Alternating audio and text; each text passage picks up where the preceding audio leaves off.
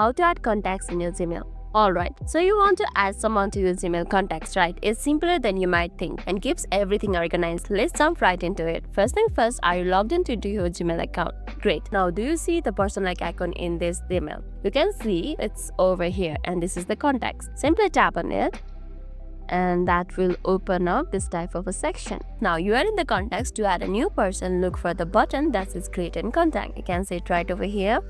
Tap on it. A little window will pop up asking for the contact details. Start with the name, first name, last name, company, or even birthday if you want to remember those things. But for now, let's just write the name and email.